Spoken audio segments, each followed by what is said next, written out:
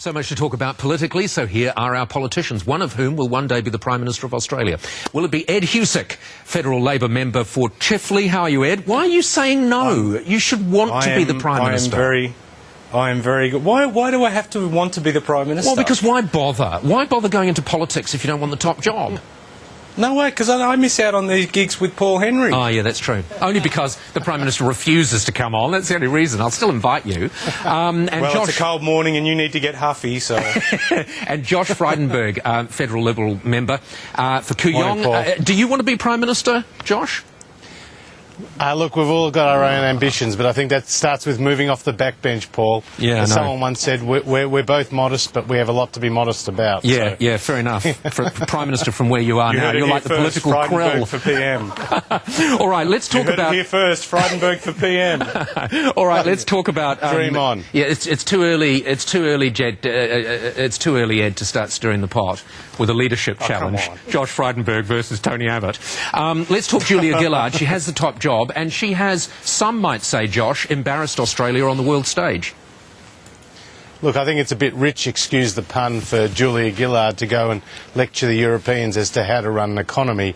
I mean, she has presided over 4 of the largest budget deficits in Australia's history, 20 new taxes and stalling productivity, and there she's running off to the G20 summit to tell the Europeans to lift their game. Europe has very significant problems. They're aware of it. They're trying to deal with political unrest in Greece and elsewhere, and a bank bailout in Spain. So I think Julia Gillard and Wayne Swan are dreaming if they think that the European leaders are going to take note of what they have to say. I mean, it does seem a bit rich, Ed, to be honest. Was she actually telling the Greeks that they should go out the back, dig a hole and sell whatever they dig up? Was that what she was saying? No, I don't think so, but I think at the same time, too, it's worth pointing out, let's contrast some numbers here. 22 versus 5. 22% unemployment in Greece, less than 5% here in Australia. We have worked hard to ensure our economy stays strong during, pretty much the toughest economic conditions in 75 years. Sure, but Ed, I suppose, but the issue really is... But hang on a second, there's a lot of a blow-up yesterday, Paul, about what the EU President was supposed to have said in relation to us versus what was actually said to the PM, and I think once that hot air clears up, it's a different story. But I suppose the issue really is, it's not the platform, is it, for her to be blowing her own trumpet? I think the point that was being made is that we, as much as we've got a strong economy here and now, it is dependent, particularly in a connected world, on what's happening in other parts of the globe because of the way that the economies influence each other. And so I think it is an important point to point out that what they do with their economy has impacts elsewhere, and we'd hope that they could get things settled sooner rather than later. All right, it just sounded a bit happy-clappy to me. I'd like to teach the world to sing, you know, the sort of thing I mean. All right, let's talk Gina Rinehart. We should teach the world to sing. Let's talk Gina Rinehart. The Greens, it was interesting yesterday, the Greens were basically saying she should be made to sign that document to protect democracy. Democracy is about freedom. It's not about making people sign documents. Where do you stand on this, Ed?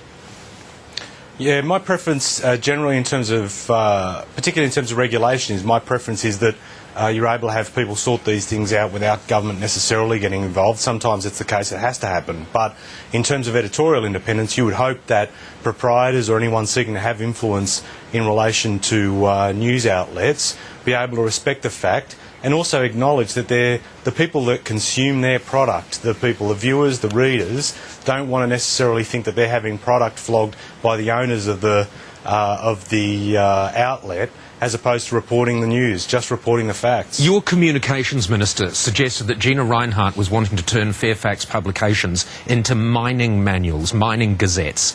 Well, surely the market would sort that out. If she was stupid enough to do that, then people would see through it and presumably the business would fail.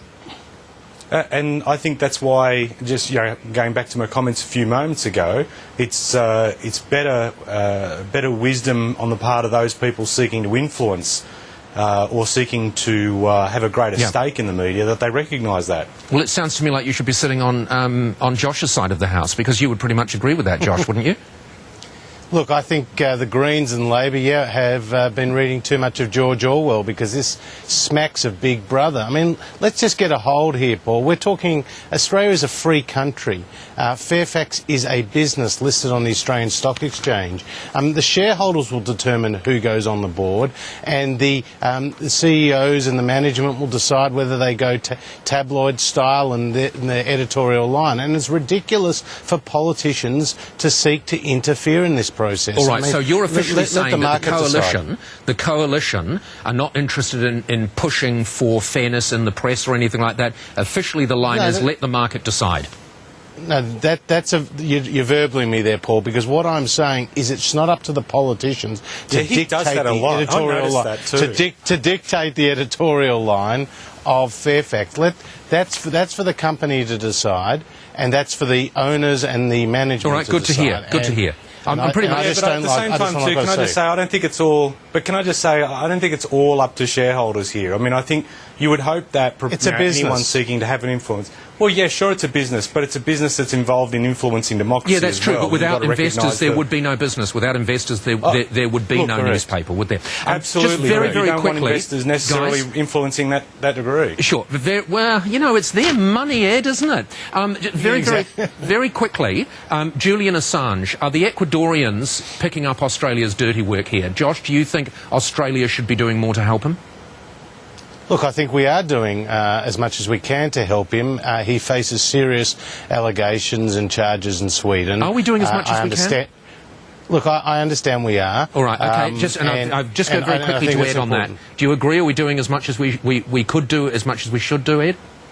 Well, we're extending as, like any Australian that requires help overseas, we're extending the same degree of assistance to him. So, obviously he hasn't necessarily welcomed from what I've read in his comments this morning, hasn't necessarily welcomed that, but we've done exactly what we do for others. All right, good to know. Ed Husic, Josh Frydenberg, always a pleasure talking to you. Thanks for joining us. Good on you. Thanks, Paul. Thanks, Ed. See ya.